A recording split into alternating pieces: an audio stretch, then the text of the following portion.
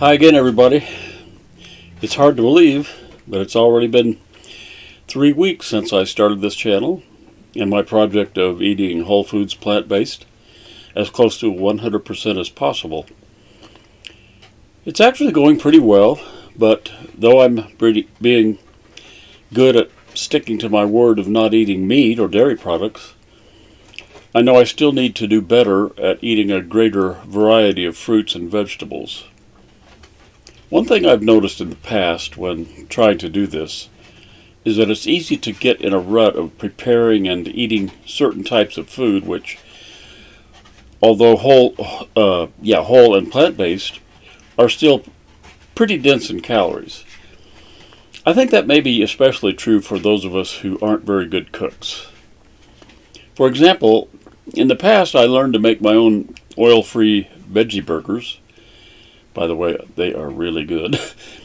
Bean burritos with rice, corn and cashew sour cream, oat pancakes and the like, all of which are delicious, whole foods plant-based, and easy to make. But they all have one thing in common, and that is that they are relatively high in calories. So chances are any needed weight loss, as is in my case, will go slower if at all. Therefore, I know I need to learn to prepare other foods that are less dense in calories. In the comments below, I hope some of you will let us all know how you may have dealt with this problem. In spite of still eating quite a few calorically dense food, I am happy to say that I'm still losing weight. I now weigh 275, which means I've lost 16 pounds over the 3 weeks. I'm thrilled with the progress, that's for sure. But I also know that the rate of weight loss will slow down as time goes on. As I've said before, I'm hoping that the weight loss will be a mere side benefit from of eating whole foods plant-based. And in that vein of thought, I decided it would be a good idea to make a list of health problems that I have now when starting this program so that I can monitor them from time to time to see how they are being affected by the change in diet. If you're trying to eat whole foods plant-based yourself, you might want to do this too. This week I'd like to share with you the story of Neil Birch, Jane Birch's father. If you're new to the channel, Jane Birch is the author of the book Discovering the Word of Wisdom, which promotes the whole foods plant-based way of eating. She also created the website discoveringthewordofwisdom.com and hosts 2 Facebook pages. One is called Discovering the Word of Wisdom Book Support Group, and the other is called Word of Wisdom Health Challenge.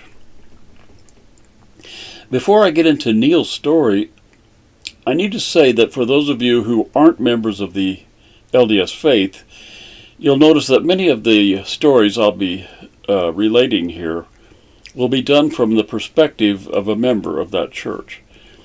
Of course, it's not meant to be offensive in any way. It's simply where these people are coming from based on their life's experiences and who they are as individuals. Neil famously said about eating whole foods plant-based on January 4th, 2014, that, quote, "This diet matches the advice given by the Lord," unquote. Keeping in mind that he wrote this about 7 years ago, I hope you don't mind if I actually read his own words in regards to his experience.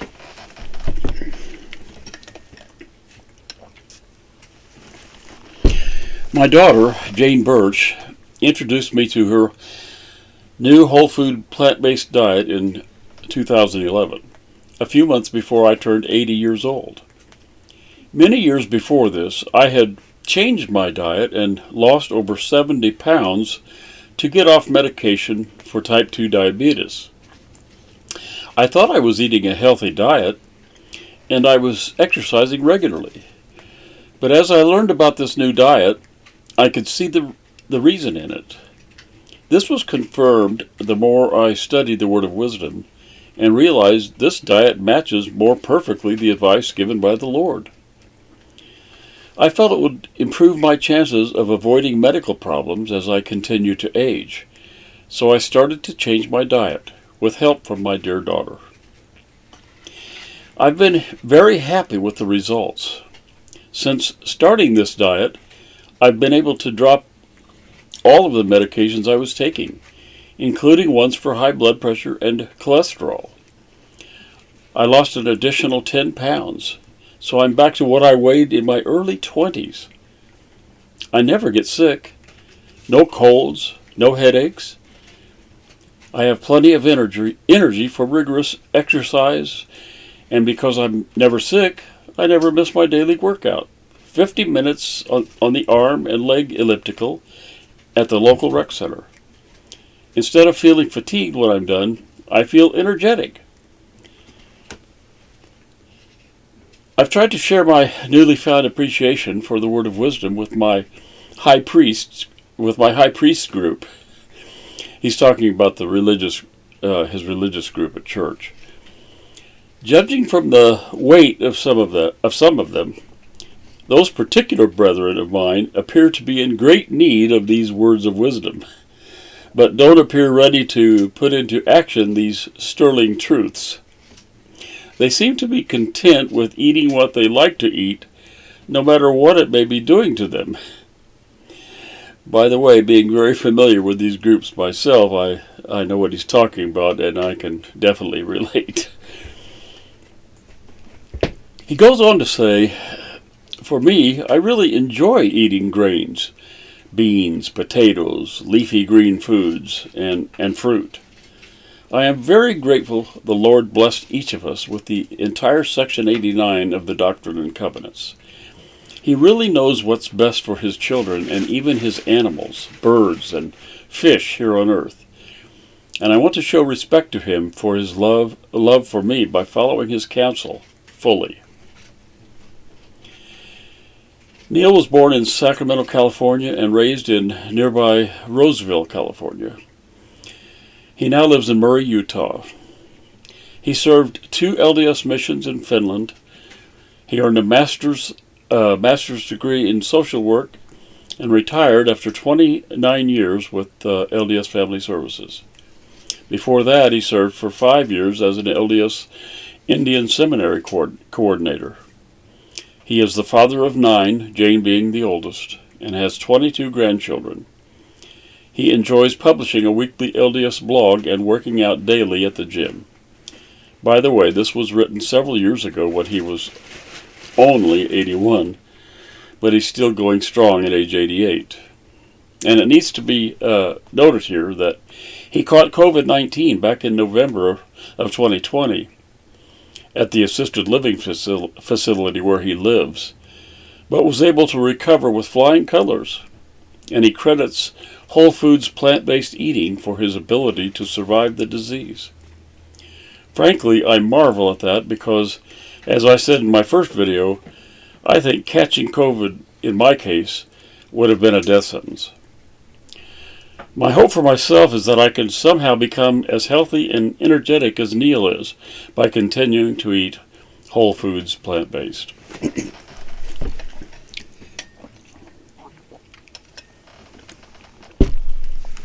The next story I'd like to share is about Kimberly Smith of Vienna, Virginia. At age 53, she and her husband Frank have 6 sons, 3 daughters-in-law, and 2 grandsons. Here is her story, once again in her own words.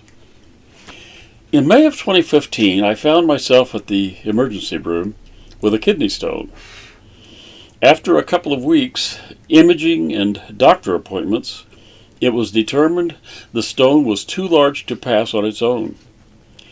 So I was scheduled for surgery, shockwave lithotripsy, I think is how you pronounce that. This surgery failed, and a month later I had another surgery, ureteroscopy. A few weeks after the surgeries, I had a follow-up doctor's appointment. I was surprised to learn that lab results showed that my kidney function was less than optimal. This was a little shocking to me. I had always been health conscious. As a nurse, I had worked in long-term care facilities and realized I wanted to take care of my health so I could enjoy my later years. Never had I not followed the don'ts of the word of wisdom. I ground my own wheat, had meatless meals regularly, and fed my family as well as I knew how. The one health problem plaguing me had been GERD, which is gastroesophageal reflux disease, I believe. And I had taken proton pump inhibitors regularly for a while, and then off and on for years. Looking back, that probably played a role in my kidney problems. The advice from my nephrologist rang familiar. He said, "Don't drink alcohol, don't smoke, limit your caffeine, eat less meat, and follow up with me in a year." I walked away from that appointment thinking, what more can I do? I've never had alcohol or smoked. I haven't had soda in years and purposefully don't drink anything with caffeine. I had limited my red meat consumption to about once a week. What I didn't know, though, was that dairy is essentially liquid meat. I had replaced most of my meat with cheese and was eating a lot of high-fat meals, which was causing weight gain and GERD. The same week that I had that doctor's appointment, my then 14-year-old son came bounding down the stairs on Sunday with his scriptures in his hand. He had been reading D&C 89, the Word of Wisdom. He asked me, "Mom, why do we eat so much meat?" I looked at him, he looked at me, and I said, "I don't know." Later that day, I reread D&C 89 and started researching. I don't know which came first, finding Dr. McDougall and watching Forks Over Knives, or finding Jane Birch and reading Discovering the Word of Wisdom. It was likely all in the same week. I had taken 2 nutrition classes in college and was stuck on the concept of needing to eat meat for health. I realized I needed to take it to the Lord. After praying and pondering for a few days, I reread D&C 89. When I read verse 13, I felt the Spirit flow through me. "And it is pleasing unto me that they, the flesh of beasts, should not be used, only in times of winter, or of cold, or famine." The thought came to me that the Lord would not be pleased with anything that wouldn't be good for me. It was then I decided to try it for 2 weeks. I know I should have been a convert just from reading that scripture, but I think it was uncharted territory for me, and I didn't want to commit 100% yet. Towards the end of the 2 weeks, I was feeling great. I'm a runner, and I was feeling fantastic while running, and getting faster. I decided to continue for another week. Towards the end of that week, while I was out for a run, I realized I loved how I was feeling, that I didn't want to ever eat meat or dairy again, and that I needed to have a conversation with my husband to break it to him. The first 6 months to a year was a huge learning curve, as I searched for recipes, learned new cooking skills, and had to shift my thinking on preparing meals. I remember sitting down to eat a potato with lentil chili and realized I was feeling guilty for eating so many carbs. I knew in my head it was healthier, but I still had leftover conceptions that needed changing. I quit needing medication for GERD immediately after eliminating dairy from my diet. Last time I had a follow-up appointment with a nephrologist, I still had kidney stones. Of course, once they form, they don't just go away. But no new ones had formed. More importantly, I now have no problems with kidney function. This gives me peace since I have a family history of kidney failure and grandparents who have been on dialysis. My son, who came down the stairs that one Sunday after reading the Word of Wisdom, also embraces whole food plant-based eating. He is currently on a mission for the Church of Jesus Christ of Latter-day Saints and is trying his best to eat well. The rest of my family supports me wholeheartedly and eats very healthy, although meat and dairy are still a part of their diet. They enjoy many plant-based meals and are happy to try new foods and new ways to eat their old favorites. I am now 4 years into whole food plant-based eating and have reaped all the physical and spiritual benefits. I lost 30 pounds in 3.5 months when I first started. I gained some of it back while stress eating during the pandemic, but now I'm losing that weight. Going back to the standard American diet is no temptation for me. I would never want to give up the good health I experience, as well as the closeness to the Spirit. I hope you enjoy these stories of people who are changing their lives by eating whole foods plant-based. I know it makes me really look forward to the changes it's going to make in my own life.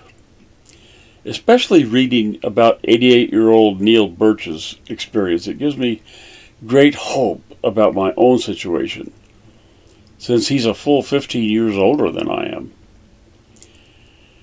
Well, that's it for this week.